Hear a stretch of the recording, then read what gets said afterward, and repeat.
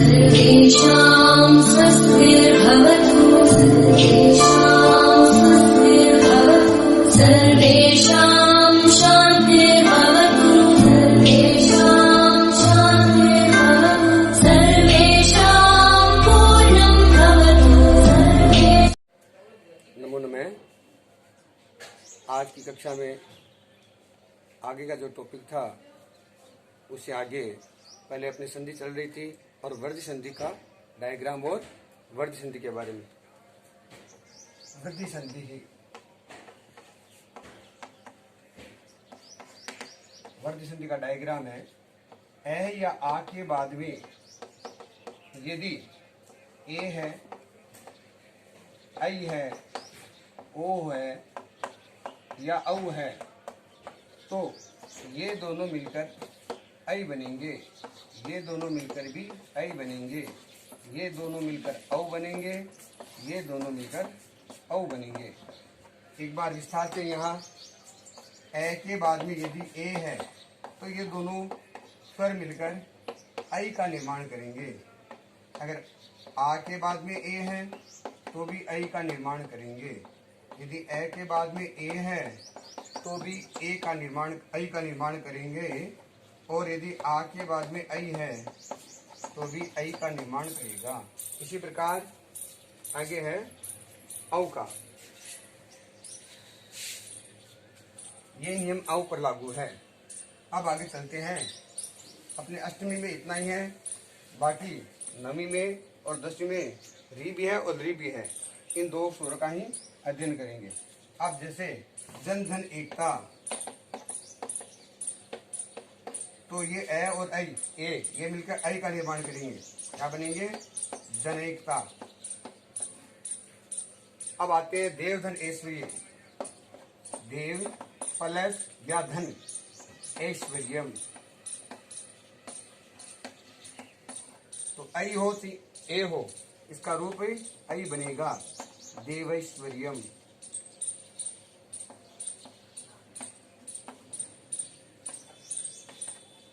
देवेश्वर्यम। ये दोनों उदाहरण के बाद में अब आगे वाले उदाहरण।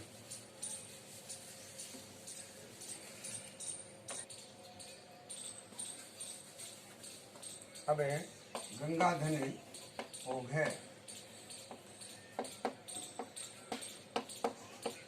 ओघ है। अब इसका आ और ओ ये दोनों औ बनेंगे, जैसे गंगोघ है। समझ आएगा? विस्तार से देखो। इसका ए और ओ जैसे गंगा प्लस ओघ, ओघ है, तो इसका आ निकालेंगे तो गंग रह जाएगा। और गंग में भी आधा, और ये आ, ये ओ, घ है। ये दोनों मिलकर औ का निर्माण करेंगे। तो ये वापस ग का ग अंग पे ये औ लगेगा और घ रह जाए तो गंगो घ। अब आगे दूसरा उदाहरण, महाधन औषधि। महाधन औषधि। औषधि में दोनों ही शुद्ध है। अगर एक मात्र है तो भी शुद्ध है, दो मात्र है तो भी शुद्ध है। इसका रूप बनेगा जैसे विस्तार से, इसमें आ निकालेंगे, इसका ओ निकालेंगे। जैसे मैं है, आ निकाल दिया, इसका औ, धी ही, सधी ही। अब ये दोनों मिलकर वही औ का निर्माण करेंगे। ओ है तो भी औ बनेगा, औ है तो भी औ बनेगा। तो वापस जोड़ेंगे, वर्णों को जोड़ेंगे तो महो, क्योंकि है आता है आधे व्यंजन वर्ण में स्वर मिलने से वह स्वर अपना ही उच्चारण देगा। तो औ मिल जाए तो औ का उच्चारण देगा, तो महोषधि। महोषधि। अब आगे चलते हैं हमें दूसरी संधि पे। आगे अपने पाठ्यक्रम के अनुसार से अयादि संधि रह गई। हाँ, अब है अपने अयादि संधि। अयाधि संधि ही।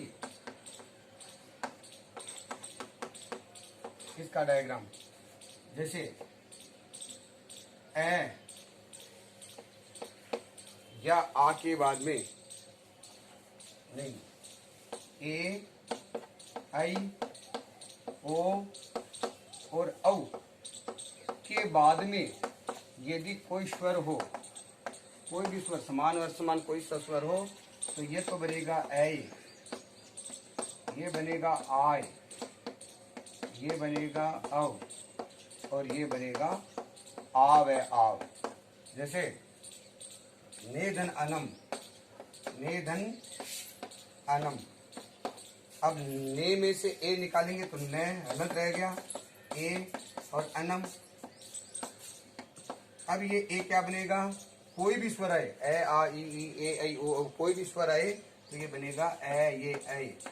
अब इन वर्णों को वापस जोड़ेंगे तो देख पहले न हलंत है, लेकिन ए मिलने से न पूरा हो गया, और ये भी हलंत है, लेकिन इसमें ए मिलने से ये भी पूरा हो गया, तो नैनम यानी पूर्ण व्यंजन वर्ण बन गया ये, तो रूप बना नैनम। अब नैनम के बाद में आते हैं गई, गई धन अकय, गई धन या प्लस, इसको धन कहते हैं या प्लस कहते हैं। गई धन अकय, तो गई में से आई निकालेंगे तो गय हलंत रह गया और आई, और प्लस अकय है, आई का बनेगा आय। अब वापस जोड़ोगे, वर्ण को वापस संयुक्त करेंगे, जोड़ेंगे तो ये आ इसके साथ, ये ए इसके साथ, इसका रूप बनेगा गय। अब गय हलंत है अभी, लेकिन क्या मिल रहा है, स्वर मिलने से आ, तो गा पूरा हो गया। ये अभी हलंत है, लेकिन इसमें ए मिलने से ये भी पूरा हो गया, और क्या है, तो इसका रूप बना गायिक है। अब दूसरा स्वर, आगे वाला उदाहरण है ओ वाला, जैसे पोधन अनम, पोधन अनम, इसमें ओ है और यहाँ ए है, तो पो का पै में से, पो में से ओ निकालेंगे तो पै हलंत ओ और अनम, ये क्या बना और, ठीक है, ये ए वापस पै के साथ, ये ए वापस ए के व के साथ, तो इसका रूप बनेगा पै व न में पौनम। ये आपको परीक्षा में नहीं करना है, ये केवल आपको समझाने से, इस उदाहरण के बाद में सीधा, यानी ये देने के बाद सीधा आपको यही करना है। अब चलते हैं पौनम के बाद में, ओ धन अकय है, डायग्राम यह बना हुआ है, साथ में पौ धन अकय है, तो इसका पौ औ प्लस अकय है, तो ये औ बनेगा आव, औ आ बनेगा, तो वापस ये आ पै के साथ, ये ए वह, क्योंकि वह भी अधूरा है, पै व्यंजन भी अधूरा है, अधूरे व्यंजन में स्वर मिलकर अपना उच्चारण देगा, तो इसमें आ मिलकर आ का उच्चारण देगा, पा का उच्चारण देगा, और इसमें ए मिलकर ए का उच्चारण, मतलब वह पूरा, इसका रूप बनेगा पा व कह, पाव कह। अपनी संधि जो स्वर संधि थी, पांचों उदाहरण मैंने बता दिए हैं। अब आगे अपने गप्पर धातु के रूप जो आपके पाठ्यक्रम में दे रखे हैं वो करने आप।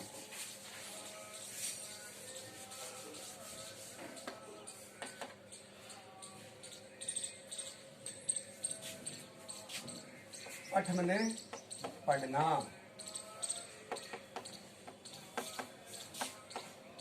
और इसका है लट लकार, लट लकार है। वर्तमान काल, कौन सा काल है, वर्तमान काल, और इसे कहते हैं पुरुष है। एक वचनम, द्विवचनम,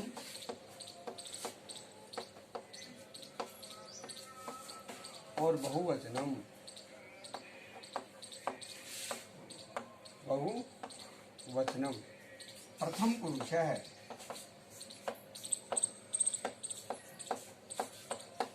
मध्यम पुरुष है,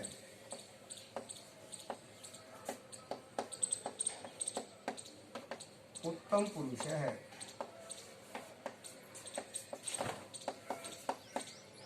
पठति, पठते है, पठन्ति, पठसि, पठथः, पठत्, पठामि, पठावः, पठामः। हमने धातु रूप लिखा है, धातु चिन्ह भी होते हैं, जैसे अति, अतः, अंति, असी, अतः, आमी, आवन। जैसे अति, अति है, अति, अतः, अंति। अगर ये कहीं मिले तो ये धातु चिन्ह है, इनको ऐसा आपके करके पट लिख दो, और हमें वध धातु लिखना है, वैसा आप करके वध लिख दो, ऐसा आप करके। तो वदती, वदत, वदंती, पठसी, पढ़ती, पढ़ता, पठंती, लिखसी, लिखते, लिखंती, इस प्रकार से लिखिए। मैं धातु चिन्ह लिखवा रहा हूँ आपको, ठीक है। यह है पर धातु, लट लकार, वर्तमान काल। इसके आपको ये रूप लिखने भी है और याद भी करने हैं। अब देखो, पर धातु लोट लकार, अब लोट लकार, पर धातु लोट लकार। अब लोट लकार लिखना आपको,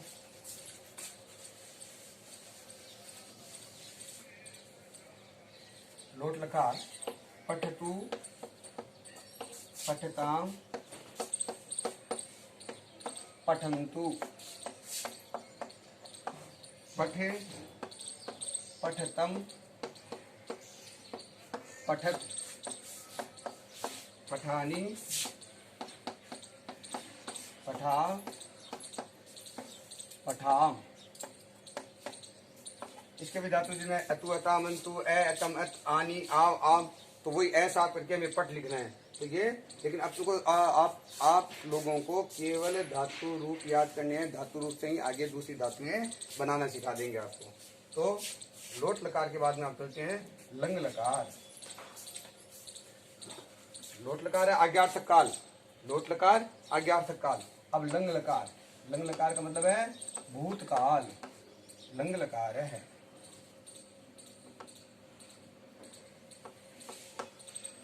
लंग लकार है भूतकाल।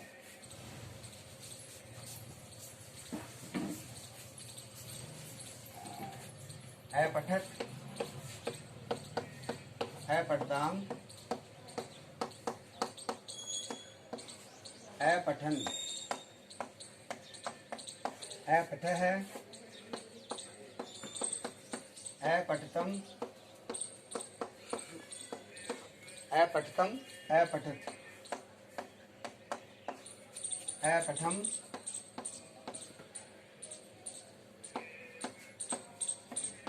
है पठाव, है पठाम, है पठाम, है पठत, है पठताम, है पठन, है पठ, है पठतम, है पठत, है पठम, है पठा, है पठाम। ध्यान करना, इसमें हलंत है, इसमें हलंत नहीं है। भैया बहन कहते हैं अगर हलंत लगाए तो क्या होगा, नहीं लगाए तो क्या होगा, क्या क्या नहीं होगा। देखो, अगर अपठत हमें चाहिए बहुवचन का रूप, अपठत, पर आपने हलंत लगे थे, एक वचन का रूप हो गया, वो भी प्रथम पुरुष, यानी पुरुष भी चेंज हो गया और वचन भी चेंज हो गया। और हमें चाहिए एक वचन का रूप, और आपने ऐसे लिख दिया प्रथम पुरुष एक वचन ही है, आपने हलंत नहीं लगाया तो मध्यम पुरुष का बहुवचन बन गया। यानी हलंत से इतना प्रभाव पड़ता है, विसर्ग और हलंत का पूरा पूरा ध्यान रखना है। लंग लकार बात चलते हैं अभी विधि लिंग लकार।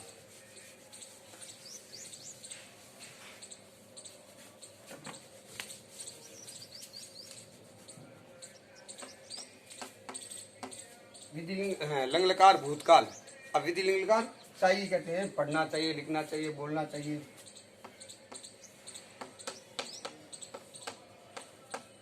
विधिलिंग लकार है। अब इसका रूप रहेगा पठेत, पठेताम, पठेयु, पठेः, पठेतम,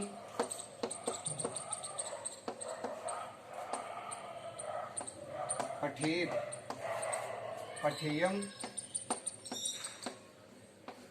पठेव और पठे मैं। हो गया। अब इसके बाद चलते हैं हम दृढ़ लकार भविष्य काल में होने वाली क्रिया के हिसाब से। ठीक है, तो अब लिखेंगे दृढ़ लकार भविष्य काल। विधिलिंग लकार हो गया चाहिए के अर्थ में, लिख लिया आप सबने। अब आगे चलते हैं हमने दृढ़ लकार भविष्य काल।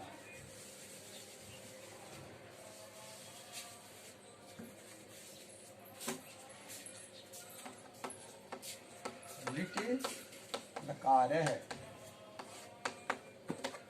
भविष्य काल, इसका रूप है पठिष्यति, यानी इष्यति इष्यत इष्यन्ति इष्यसि इष्यत इष्यत इष्यामि इष्यावः इष्यामि। ये धातु चिन्ह है, हमें धातु रूप याद करना है क्योंकि आज की कक्षा तक धातु रूप सरल रहते हैं। तो पठिष्यति पठिष्यति पठिष्येतः पठिष्यन्ति पठिष्यसि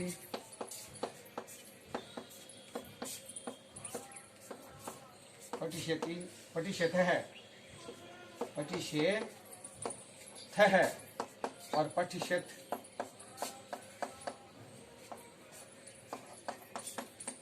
पठिष्यामि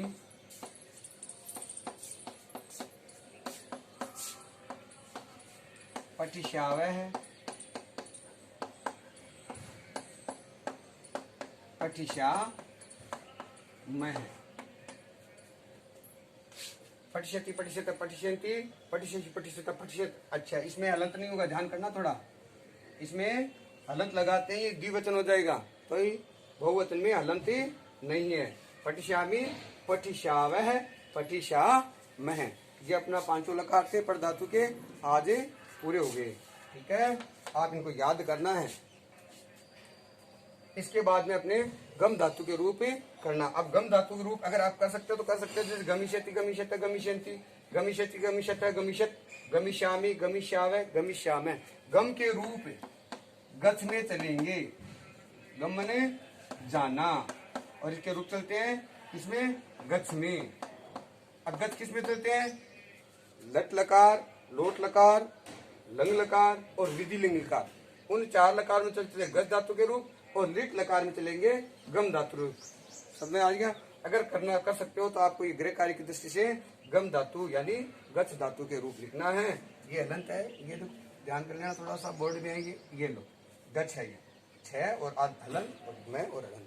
आप कर सकते हो तो करना गृह कार्य की दृष्टि से, नहीं तो आगे वाली क्लास में फिर गम धातु के रूप में लिखवाएंगे। नमस्ते, धन्यवाद।